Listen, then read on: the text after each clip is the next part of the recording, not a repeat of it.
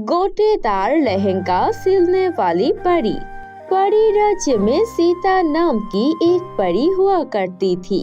सीता परी को बहुत अच्छे से जादू करनी नहीं आती थी, लेकिन सीता परी को जादू सीखना या फिर किसी भी चीज के लिए नई नई जादू करना पसंद नहीं था।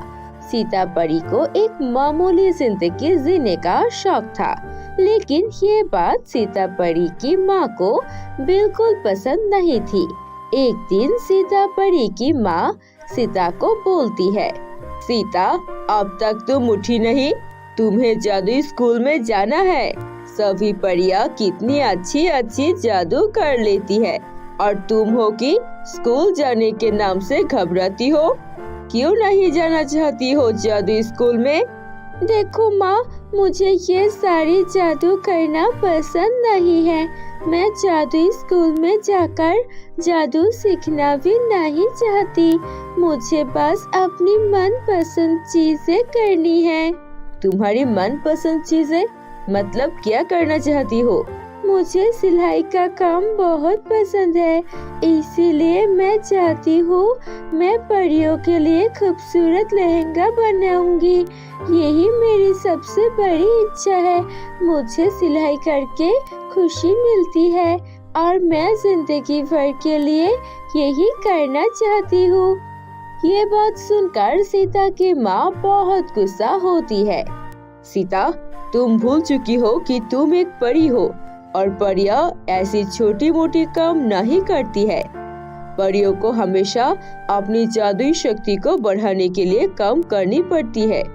तुम अगर एक बहुत अच्छी और मशहूर परी बन जाओगे तो हम एक अच्छे घर में रह सकेंगे, अच्छे से इस परी लोक में, और सभी को बता सकूंगी कि मेरी बेटी कितनी अच्छी और होशियार है। लेकिन तुम ऐसा क्यों कर रही हो? उसके बाद सीता बोलती है, सुनिए माँ, मुझे ये सारी जादू करके खुशी नहीं मिलती है। मैं बस करती हूँ क्योंकि मैं परी हूँ। जितनी जादू मुझे अब तक आता है उतनी जादू काफी है मेरे जिंदगी बिताने के लिए। मैं जादू करके और भी ज्यादा मशहूर बनना नहीं चाहती। मुझे एक मशहूर परी बनना ही नहीं है। मैं बस अपनी लहंगा सिलने का काम करना चाहती हूँ और इसी में मुझे सबसे अच्छा बनना है। इतनी खूबसूरत लहंगा बनाना चाहती हूँ कि रानी परी भी मुझसे आकर लहंगा बनाने की मांग करे। ठीक है, अगर तुम ऐसा कर सकती हो तो मैं तुम्हें लहंगा बनाकर अपनी जिंदगी गुजारने की इजाजत दे सकती हूँ। तुम्हारे पास सिर्फ 2 महीने हैं। 2 महीने के अंदर अगर तुमने ये लहंगा बनाने का काम में कुछ हासिल नहीं किया तो तुम्हें मैं जैसे कहती हूँ वैसे ही करना पड़ेगा। अपनी माँ की ऐसी बात सुनकर सीता बड़ी खुश हो जाती है। ठीक है माँ, मुझे अब 2 महीने का वक्त दे दो। मैं इन 2 महीने में आपको अपने काम से खुश कर दूंगी। देख लेना, मैं इस परी लोक की सबसे मशहूर डिजाइनर परी बन जाऊंगी। उसके बाद सीता की माँ वहाँ से चली जाती है। सीता सोचने लगती है, मैंने माँ को बता तो दिया है, लेकिन अब मुझे काम पर लग जाना चाहिए। उसके बाद सीता बाजार जाती है और बाजार से वह अपने लिए एक सिलाई मशीन खरीद कर लेकर आती है और बहुत सारे लहंगा बनाने की चीजें भी लेकर आती है। सीता दिन रात मेहनत करके बहुत ही खूबसूरत सा लहंगा बनाती है। कुछ दिन बीत जाते हैं, लेकिन सीता देखती है उसने लहंगा तो बना लिया है, लेकिन अब ये लहंगा बेचेगी किसको? इसके बारे में उसे कुछ समझ में नहीं आता है। सीता मन ही मन सोचने लगती है, अरे मैंने लहंगा तो बना लिया है, लेकिन अब ये लहंगा बेचूंगी किसको? कुछ समझ में नहीं आ रहा है। उसके बाद सीता परी लोक घूमने निकलती है। सीता को देखकर उसकी दोस्त बुलाती है, अरे सीता, कहाँ थी तुम? आजकल तो तुम्हें जादुई स्कूल में दिखाई नहीं जाता। क्या तुमने जादू सीखना छोड़ दिया है? हाँ, मैंने 2 महीने के लिए स्कूल से छुट्टी ली है। मैं 2 महीने तक सिर्फ वही करूँगी जिसे करके मुझे खुशी मिलती है। अरे, तुम्हें क्या करके खुशी मिलती है?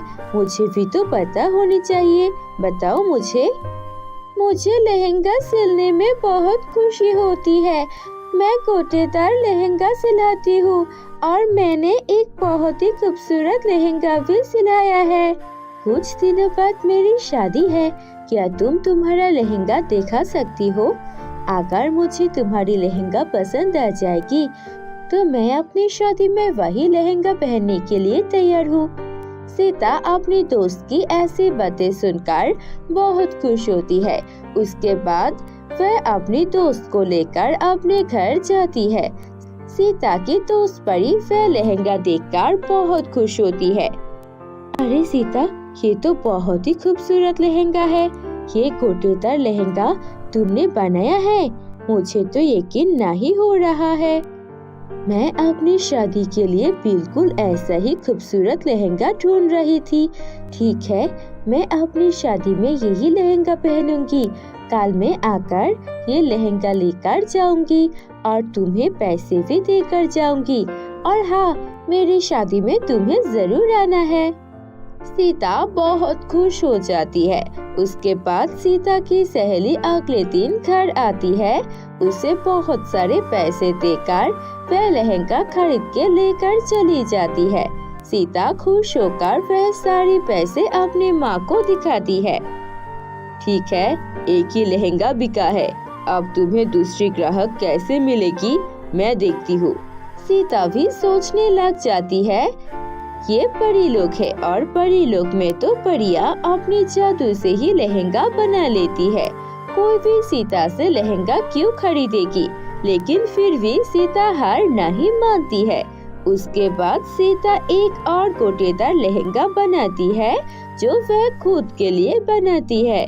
उसके बाद सीता की दोस्त की शादी का दिन आ जाता है। सीता अपनी बनाई हुई लहंगा पहन के अपने दोस्त की शादी में जाती है। शादी में जितनी भी परी थी, सभी परी सीता की पहनी हुई लहंगा की बात करने लगती है।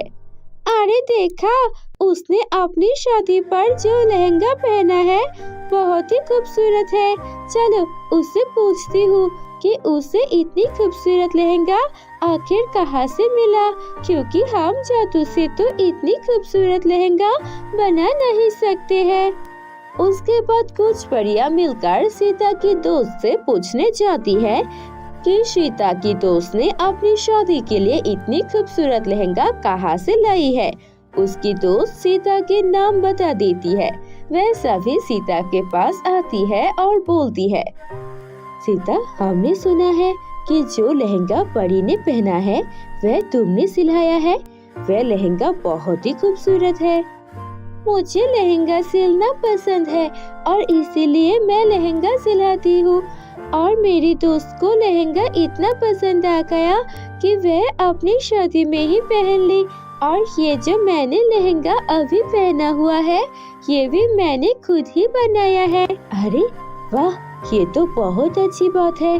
हम सभी को ऐसी लहंगा बहुत पसंद आई है। क्या तुम हमें एक लहंगा बनाकर दे सकती हो? सीता ये सुनकर बहुत खुश होती है। सभी लहंगा बना के देना। तुम्हें जितना पैसे चाहिए मैं उतना पैसा देने के लिए तैयार हूँ।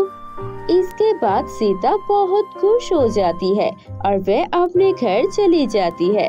वह दिन रात एक करके सभी परियां के लिए एक एक खूबसूरत लहंगा बनाना शुरू करती है। उसके बाद बहुत सारे लहंगे की ऑर्डर आने शुरू होती है। सीता खुश हो जाती है। सीता की माँ भी ये सब देखकर चौंक जाती है। ऐसे ही दिन बीतने लगते हैं। सीता के बनाई हुई लहंगा के चर्चे पूरे राजमहल में फैल जाती है। और एक दिन रानी परी भी सीता परी से मिलने आती है और अपने लिए एक लहंगा बनाती है। ये देख के सीता परी की माँ भी बहुत खुश होती है। सीता परी की माँ बोलती है, मैंने तुम्हें 2 महीने का समय दिया था। और तुमने सिर्फ 1 महीने में ही मुझे बहुत ज्यादा खुश कर दिया है। मैं समझ गई हूँ कि तुम्हें जिस काम से खुशी मिलती है तुम्हें वही काम करना चाहिए। आज से मैं तुम्हारी कोई भी काम में ना नहीं करूँगी। उसके बाद सीता बहुत खुश हो जाती है और सीता की माँ भी अपनी बेटी की कामयाबी देखकर खुश हो जाती है। तो दोस्तों, कैसी लगी आपको हमारी ये कहानी? अगर कहानी अच्छी लगी है तो इसे लाइक कीजिए, कमेंट करके जरूर बताइए आपको कहानी कैसी लगी और अपने दोस्तों के साथ भी शेयर कीजिए ये कहानी। अगर आप हमारे चैनल में नए हो तो हमारे चैनल को सब्सक्राइब करना मत भूलिए। बाय बाय दोस्तों।